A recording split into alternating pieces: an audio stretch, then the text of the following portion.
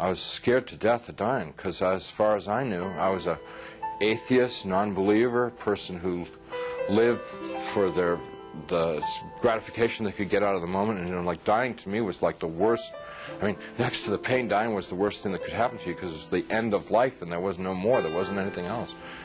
But when she said that, the idea of trying to exist for another minute, another hour in this pain, it wasn't worth it anymore. I'd been hanging on in the hopes that they told me that they'd get a doctor and do the surgery and open me up and fix the problem inside of me, but when they said they couldn't get one. So I said to my wife, it's time for us to say goodbye, because I'm going to die now. And she got up and she put her arms around me. I'm lying in the bed, and she told me how much she loved me, and I told her how much I loved her, and this makes me really sad to think about this. And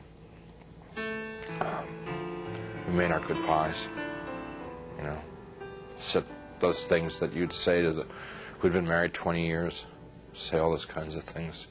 I can't tell you because I'll just start crying, but she finally sat down because she knew it was over. And I knew. And it was just so hard looking at her, crying like that, and I just closed my eyes. Just let it go. And I went unconscious. I probably was unconscious for a very short while. A few minutes, probably. And I was conscious again. And I looked, opened my eyes and looked, and I was standing up next to my bed. And I knew exactly where I was and what the situation was. I mean, there was no confusion in my mind. I felt more alive, more real than I've ever felt in my life. You know, people ask me, you know, were you a ghost? I was just the opposite. Very alive. As I'm looking around the room, I see that there's, underneath the sheet on the bed, there's something under the sheet, a body. And so I bent over the bed, the head was turned away from me, and I looked at the face, and it looked like me. But that wasn't possible because I was standing there. I'm alive, I'm great, you know. I mean, I'm more than great. I'm like, you know. And so I tried to talk to my wife. Can't you hear me? And, can't you hear me? you know, she couldn't hear me or see me. That's not me. But I thought What's going on that she here? just was ignoring me. So I got very angry at her for ignoring me, for not paying attention to me. And I'm screaming and yelling at her, what's going on here? Why is this body in the bed that looks like me, and how to get there and stuff like that. And I had a sneaking suspicion that the body in the bed was me. But I didn't want to think about that because that was too scary. So I'm getting really agitated and upset because this is all too weird. You know, this can't be happening. It's impossible. I've got a hospital gown on, and it's like really, everything's really real. And I hear people calling me outside the room, and they're saying to me in soft, gentle voices, Howard, you got to come with us now. Come quickly. Come out here. So I go over to the doorway of the room, and there's people out in the hallway, and they're the hallway's dank. It's gray.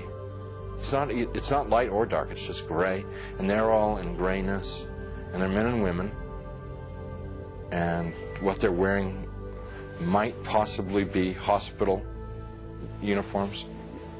And I asked them if they were from the doctor to take me to the operation, and I told them, I said, I'm really sick, and I'm going to have an operation, and I'm going to die if I don't get this operation. And I was supposed to have the operation 8 hours ago, and I'm telling them all this stuff, and they're going, we know, we understand. You know, you got to come quickly. Howard, come out here. Howard, come quickly. Come with us. Howard, we've been waiting for you. Waiting. I left the room, which was real, clear, bright, and went into the hallway, which was dank and hazy, and followed these people. We had a very long journey. There's no time, and whenever I make a reference to time, it's just an illusion because there was no time in this place. But this journey, if I were to recreate it, I'd have to walk like from Nashville to Louisville or something to recreate the walk with these people. And as we walked, they stayed around me and kept moving me on, and it kept getting darker and darker. were becoming more and more openly hostile to me. First they were sort of syrupy sweet to get me to go with them, and then when I was going along with them, it was like, hurry up, keep moving, you know, shut up, stop asking questions. You know, they started getting more ugly. And so we get into complete darkness. And I'm absolutely terrified. These people are very hostile. I don't know where I am. I said, I'm not going to go with you any further. They said, you're almost there. And we started to fight. I was trying to get away from them. They were pushing and pulling at me. And there are now a lot of them. What originally had been like a handful now was, since it was darkness, hundreds or thousands. I have no idea. And they're playing with me. You know, clearly they could have just destroyed me if they wanted to. They didn't want to destroy me. What they wanted to do was they wanted to inflict pain on me, because they derived, pleasure isn't the right word, but they derived satisfaction out of the pain that I experienced. So what they were doing in the beginning part was, it's real hard for me to talk about, and I'm not going to tell you much about it, just a little bit, because it gets, it just gets too ugly. But initially they were like tearing and biting, tearing with their fingernails, scratching, gouging, ripping, and then biting. Trying to defend myself, trying to fight them off, trying to get away from them, but it's like being in a beehive. There's just hundreds of them all over me. And I eventually was just laying on the ground there, all ripped up, pain everywhere, inside, outside. And even harder to bear than the physical pain was the emotional pain of what had just happened to me. The utter degradation that I just experienced. You know, I never once felt that it was unjust or wrong. I heard my voice. It wasn't somebody else's voice. It wasn't the voice of God or anything. It was my voice. And I heard it speak, but I didn't speak it. So whether it's the voice of my conscience or I don't know what it was. It was just, but I distinctly heard my voice say, pray to God. And so I thought to myself, I don't believe in God. Pray to God. And I'm thinking, even if I could pray, I don't know how to pray anymore. I haven't prayed. And at that time, I probably hadn't prayed in 22, 23 years. So I'm thinking, like, when I was a child, and we said prayers in Sunday school, and we said prayers in church, and what did we say? And I'm trying to think of it, because to me, to pray was to recite something that I'd learned. That's what I thought a prayer was then. So let's see, the Lord is my shepherd.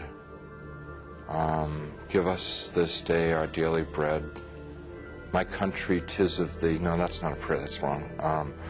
Let's see. Yea, though I walk through the valley of the shadow of death, 77 years ago, our forefathers. You know, I'm getting all of them mixed up. I can't remember how to pray.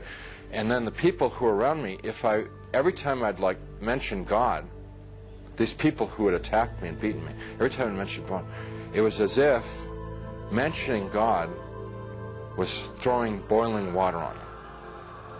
They would shriek, they would scream, they would yell, and in worse profanity than anything I've ever heard in this world.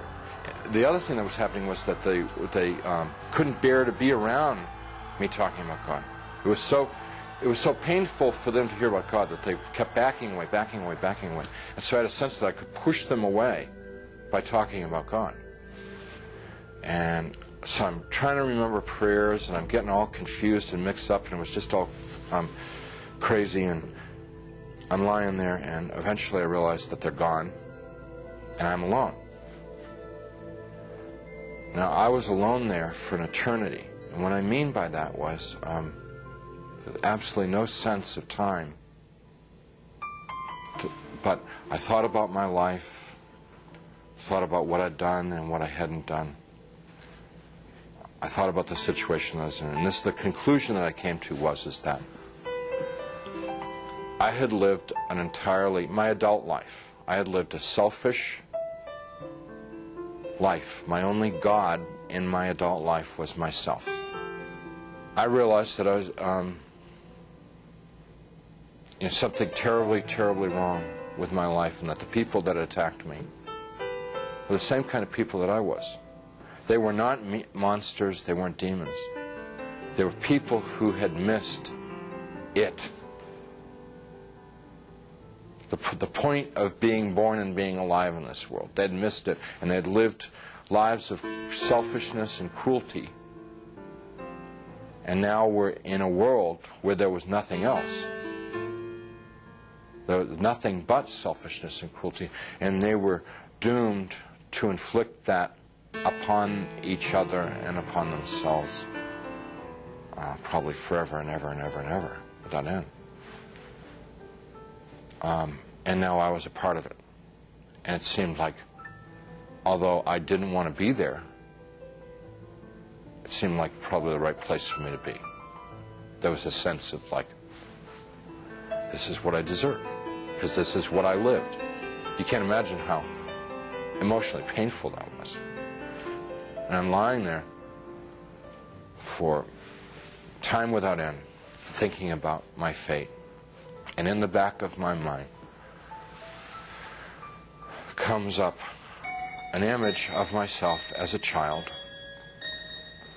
sitting in a Sunday school classroom, singing, "Jesus Loves Me." I could hear in my mind, "Jesus loves me, la la la. Jesus loves me, la la." And as I recalled myself singing it and I could hear myself as a child singing it. More important than anything else was that I could feel it in my heart that there was a time in my life when I was young and innocent, when I believed in something good, when I believed in something other than myself, when I believed in someone who was all good, all powerful, who really, really cared about me. And I knew that I wanted that back, that which I had lost, that I'd thrown away, that I'd betrayed. I wanted that back. That I didn't know Jesus, but I wanted to know Jesus. I didn't know His love, but I wanted to know His love. I didn't know if He was real, but I wanted Him to be real. You know, I mean, this was all just because I trusted that there was a time in my life that I had believed in something, and that I knew I had known once as a child that it was true, and I wanted to trust that it was true. So I called out into the darkness, "Jesus, please save me." Please save me. And He came. He came. First there was a tiny little speck of light in the darkness, and very rapidly got bright. And the light became so bright that if it were in this world, it would have consumed me. It just would have fried me to a crisp. But it wasn't at all hot or dangerous there. The light just came upon me, and He reached down. He was in this light, and He reached down out of this light and gently started to pick me up. And in His light, I could see that I was gore and filth and wounds all over, and I looked like roadkill. And He's gently putting His hands underneath me and very tenderly picking me up. And as He's touching me, everything just goes away. All the wounds, all the pain, all the dirt, it just kind of like evaporated away. And I'm like whole and healed. And inside, just filled with His love, which I wish I could be more articulate about. It's so frustrating not being able to tell people about it, because it's the best thing that ever happened to me in my life. I mean, it's like it's the everything. It's the all of life is to know that love. And, you know, I get to it and I just can't describe it. I can't convey it to you. So he's holding me and embracing me, rubbing my back, like a father would his son, like a mother would her daughter, just gently rubbing my back. And I'm bawling like a baby, out of happiness. I mean, like the release, you know, having been lost and now been found, having been dead and now brought back to life, you know. And he's carrying me out of there. Up, we just go. Out, gone. And we're moving towards a world of light, and I began to have thoughts of tremendous shame that I've been so bad, so I thought of myself as dirt, garbage, filth. And I thought to myself, he's made a mistake. I don't belong here. He doesn't want me. You know, it's like the shame of, like, how could he care about me? You know, why me? I'm bad. And we stopped. We weren't in hell, we weren't in heaven. We were in between. And we stopped, and he said, we don't make mistakes. You belong here.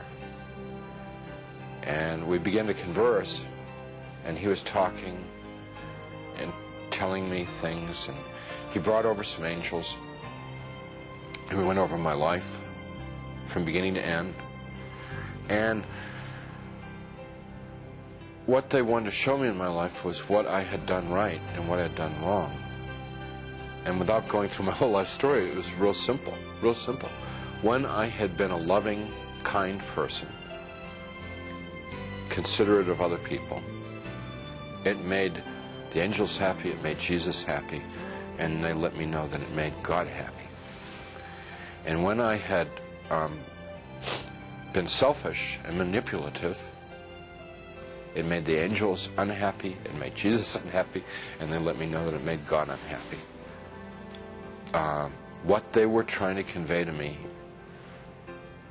in a nutshell, was my whole purpose of my existence had been to love God, love my neighbor as myself. That's why I had been created. That's what I was in this world to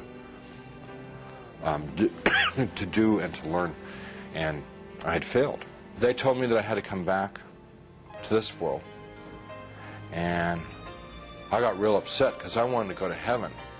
What they told me about heaven, it's like the most fun, most interesting. I mean, it's the most wonderful place. I mean, everybody would want to go to heaven, and I wanted to get there. And they said that I wasn't ready, I wasn't fit, that it wasn't my time to go to heaven. It was my time to come back to this world and try and live the way that God wanted me to live, the way God had created me to live in the first place. I told them, Jesus and the angels, that I couldn't live in this world without them.